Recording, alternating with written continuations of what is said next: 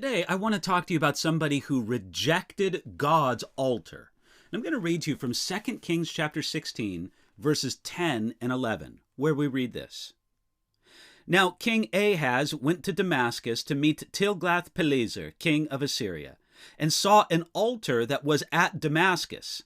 And King Ahaz sent to Uriah the priest the design of the altar and its pattern according to all its workmanship.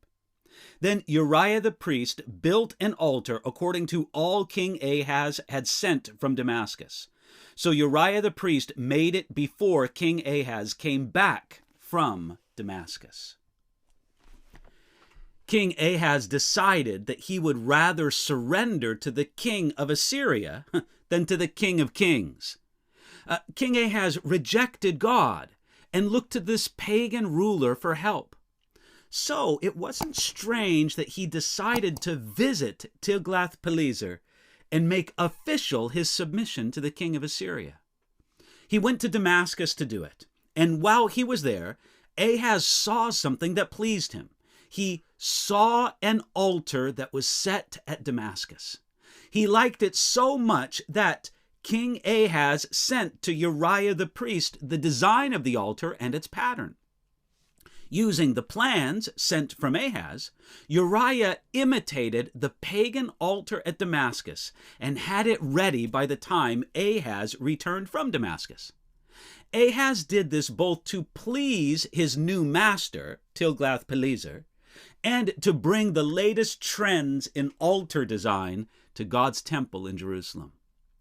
2 Chronicles chapter 28, verse 23 explains why King Ahaz was attracted to what he saw in Damascus. This is what that verse says. For he sacrificed to the gods of Damascus, which had defeated him, saying, because the gods of the king of the Syrians help them, I will sacrifice to them that they may help me. But they were the ruin of him and of all Israel. Think of it. A king over the people of God actually set up a pagan altar at the temple in Jerusalem. He did it because he knew that it would please the pagans. He did it because he liked the fashionable design of the altar. He did it because he thought it would bring him success. Friend, doesn't that sound a lot like churches today? Many church leaders today put their trust in the tools, in the techniques, and in the principles of worldly success. They think the gods of Damascus will give them victory. We want to please the world as Ahaz wanted to please the king of Assyria. We are impressed with the fashionable designs of what comes from the world, and we think that imitating the world will bring us success. It's sad when the church goes to the world for its methods and principles. The sin of Ahaz did not end with Ahaz. We read, Uriah the priest built an altar.